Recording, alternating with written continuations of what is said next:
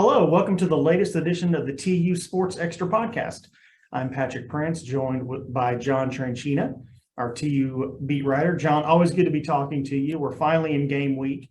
We're filming this on a Thursday, so TU faces Wyoming here in a couple of days. Let's talk broad picture for a second. You know, last year TU went 7-6. They won a bowl game. They started slow, ended strong. Just kind of on the eve of this season, what can we expect from this TU team this year? More of the same, less, more? What are your thoughts? I think we're going to have, I feel optimistic that this is a little bit better team than last year, maybe. Maybe not 10-2 or 11-1 or something like that, but I think instead of 7-6, maybe looking at a 9-4, 10-3 if we're lucky. But yeah, I'm optimistic. I mean, there's a lot of positives. This team has looked really good. Everybody's got a great attitude. They got to play it, and I believe we've talked in the past about how last year's team, couple of plays here and there in a couple of games, and they very well could have been 9-5 or whatever, 9-4 last year. So I feel like this team has what it takes to win some of those closer games and flip a few of those close ones and be on the higher side of that ledger. If I'm a TU fan, my biggest concern is what? Well, I would say the biggest concern would be Davis Brin getting hurt. Okay. And you kind of wrote about this week. Yes. The backup quarterbacks, I mean, they look pretty good and all that, but I expect a big step forward from Brin this season. And if he happens to get hurt and then you're going with guys who have never played before, basically you're looking at starting that learning curve all over again. And not that they're necessarily, Braylon Braxton has looked good and everybody has confidence in him as the top backup, but you're looking at an inexperienced guy who you don't know what you're getting. And so I would, I think that's pretty much the only position that they have where one guy gets hurt, the next guy coming in is going to be a significant drop off. Hopefully that we don't have to deal with that. And, maybe if that happens, Braxton comes in and proves me wrong, but we don't know right now. And based on what we know, that's my biggest concern. Okay, fair enough. Can you tell us a little bit about Wyoming? I feel like, maybe a lot of people around here don't know a whole lot about Wyoming football. Why don't you enlighten us a little bit? Well, Wyoming is plays in the Mountain West. They have a kind of a more pro style offense. They were 7-6 last year as well, won a bowl game as well. So coming into this game, you would think that there's a lot of similarities between these two teams in that sense. But we did get to see them last week, and they had some positives and a number of negatives. Lost 38-6 to Illinois in their opener. Passing game was non-existent. Andrew Peasley is their quarterback, and he had a very rough day. Went, completing 5 out of 20 for 30 yards and 1 interception. Now he is a good running quarterback, so there's the dual threat option there because he was 8 rushes for 76 yards. They have a pretty good ground game. Titus Swen is their top running back. He was 17 rushes for 98 yards last week. So they're pretty good in that area, but the passing game was non-existent. So, if TU can replicate that on the defensive end of it, they're going to be in good shape.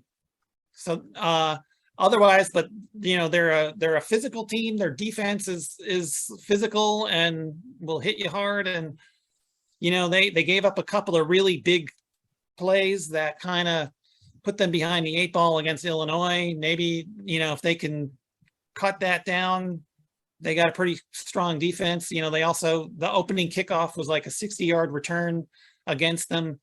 and that kind of set the tone. So maybe they score first, and there's a different mindset there. But I see them as a pretty strong opponent. I think that the avenue for TU to beat them is to shut down their passing game again and kind of, load up and stop the run, and then take advantage of them offensively.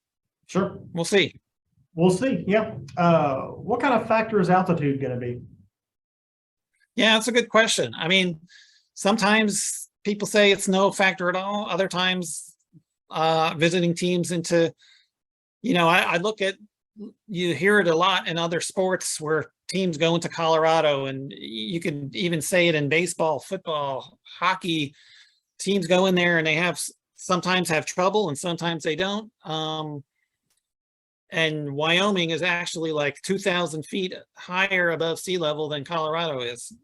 How much of it, which I looked it up. So I was like, how high is it there? I wouldn't have thought that necessarily. You look at the map and Wyoming seems like it's on the other side of the mountains, but apparently not. So, yeah, it's hard to say how much of an impact it will be. I hear sometimes teams go in a little early and they acclimate to it, or other times I've heard where, it's a cumulative effect. The longer you're there, and it drags you down as it wears you out. So it's hard to say.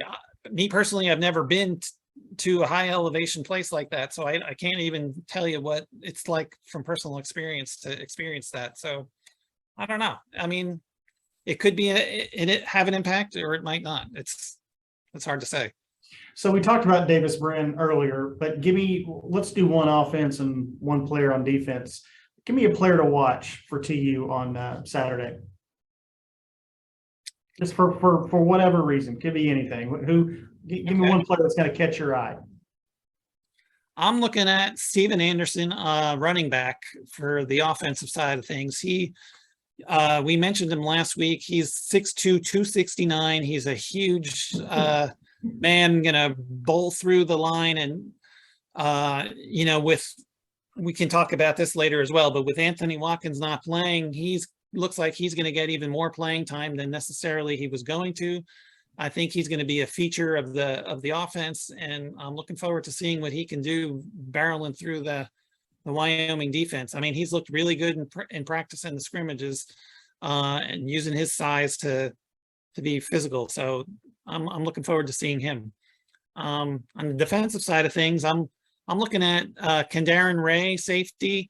He is going to be, he missed most of last season with injury. He's been dying to get back out there. He's looked outstanding in practice and scrimmages as well. The receivers have been talking about how going against him has helped their game. So he's a guy I'm really looking for a big game from, especially when you consider what the state of Wyoming's passing game we just mentioned. So hopefully he will be a big factor in shutting that down. Yeah, you touched on Anthony Watkins. Coach Montgomery says he is not playing. Wouldn't really say much beyond that. Is there anything else we know about that? No, he didn't even really announce it. He didn't show up on the depth chart. And so when I asked him about that, I just mentioned, I saw him the other day after practice. I was like, okay, so he wasn't on the depth chart. Does that mean he's hurt? And he basically just said, we're just going to kind of leave that the way it is right now. He went and didn't want to answer. And then when I asked him a follow-up of if it's just for this game, short term, or is it a long-term thing, he kind of smiled again and said, we're just going to leave it where it is right now. So he didn't want to answer me either way. I guess we don't even really know if it's an injury or some other issue. We don't know. We don't know. Okay. All right. Well, we just know he's not in this game, and they're going to have to move on, play this one without him, and we'll see what happens from there. Sure. Yeah. We'll see where we go. Okay. Give me a score, John. How do you see this one? I see this one. I mean, you'd like to think that they're going to run away with it with against a team that lost by 30 something points last week, but I think it's going to be close. In the end, though, I do think TU is going to pull it out. You want to score, let's say 27-20. I think it's going to be a close game.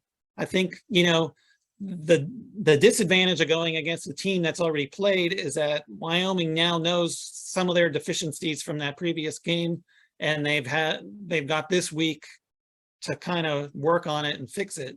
So TU coming in doesn't know some of their deficiencies necessarily if they have them.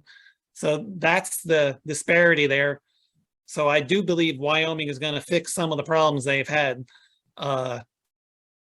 But I think TU is going to be able to pull this out. They got a lot of positives going for them, and I think that's going to work in their favor. All right, John and I will be coming at you once a week, usually on Thursdays, which is when we're doing this today. You can download us for free on Google, Apple, or Spotify. We appreciate you checking us out. John, good stuff this week. And next week, let's recap it. We'll talk again. Yep, sounds good. All right, thanks.